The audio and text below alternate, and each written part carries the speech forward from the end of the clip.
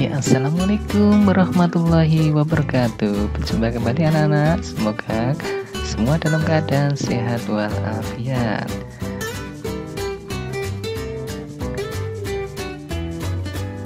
Baik, yang akan kita pelajari pada kesempatan kali ini adalah materi kelas 4 semester 1.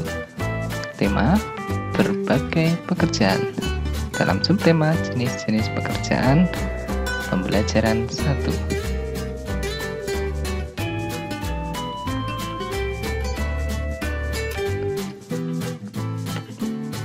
Baik, kita ke materi yang akan kita pelajari.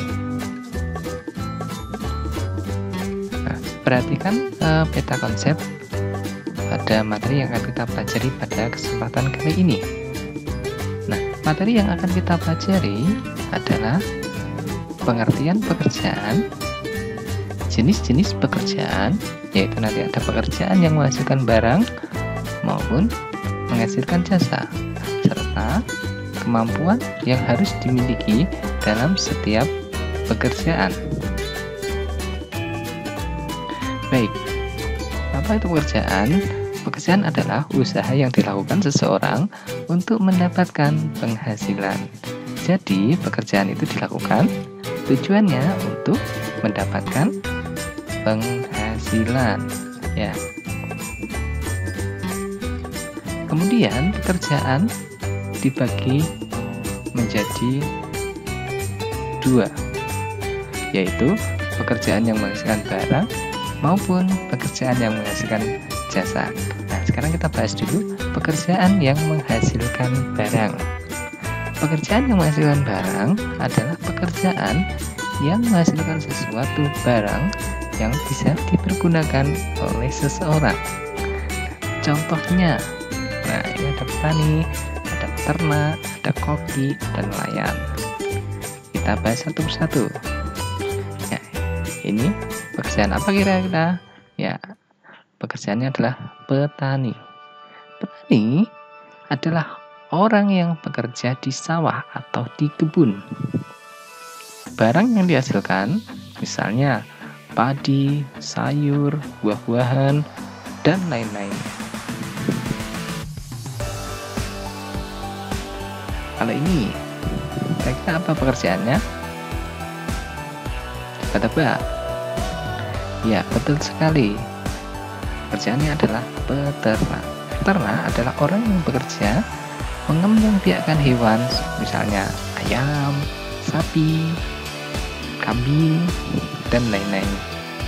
Barang yang dihasilkan misalnya adalah susu sapi, telur ayam, daging kambing, dan lain-lain.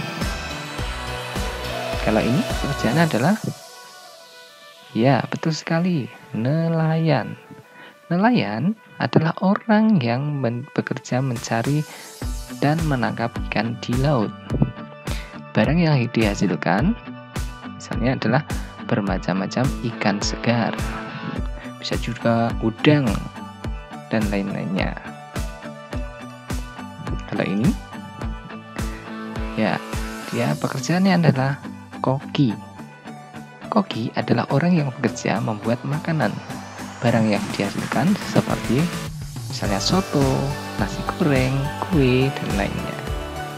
Nah, setelah kita mempelajari tentang pekerjaan yang menghasilkan barang, kita lanjut ke pekerjaan yang menghasilkan jasa.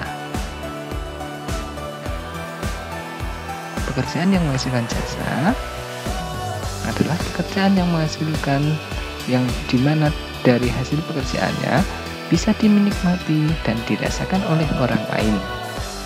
Dan pada pekerjaan yang menghasilkan jasa ini tidak menghasilkan barang. Jadi secara gampangannya pekerjaan ini tidak berwujud barang hasilnya, tetapi pekerjaan tersebut dapat dinikmati oleh orang lain. Contohnya ada 4 contoh yang saya berikan. Ada polisi, guru, dokter, dan montir. Baik, kita lanjut, kita bahas satu persatu. Yang pertama, polisi. Ya, semua pasti tahu ya polisi ya. Ya, mungkin di antara kalian ada yang bercita-cita sebagai polisi, ya semoga cita-citanya tercapai ya.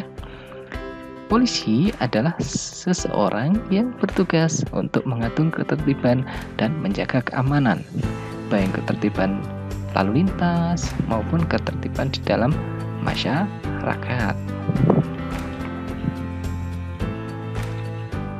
Berikutnya adalah dokter. Dokter adalah seseorang yang bertugas untuk mengobati pasien.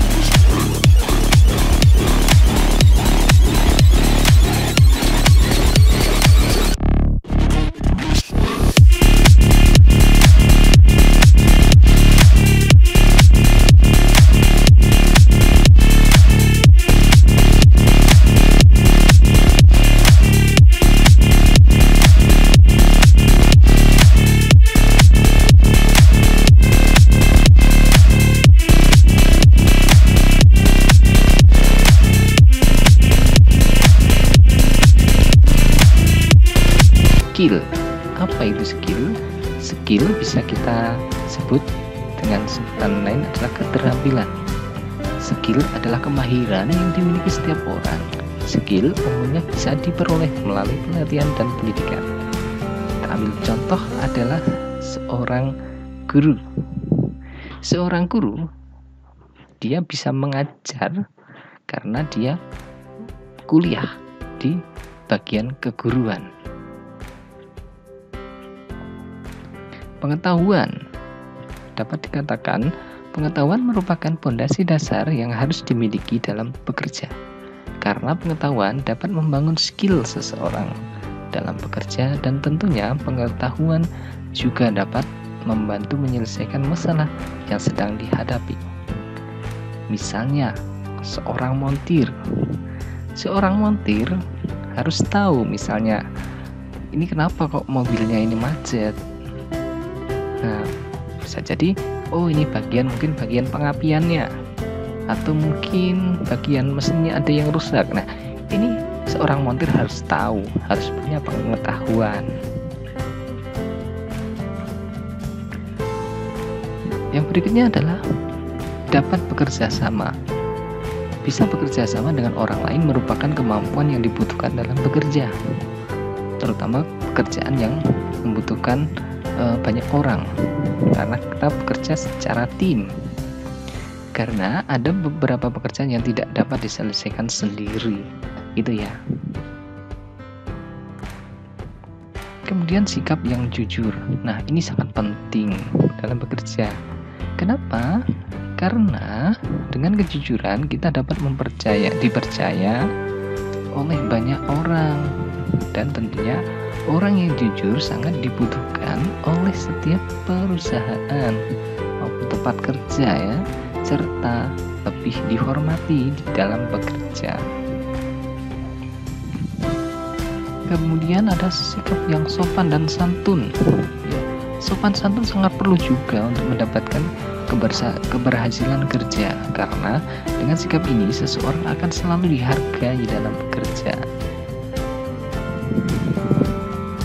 Kemudian sikap pantang menyerah dan berdaya juang. Nah, ini sangat penting. Sikap pantang menyerah atau sikap yang memiliki daya juang tinggi merupakan salah satu sikap yang perlu dimiliki dalam bekerja. Karena sikap ini dapat mencapai keberhasilan kerja.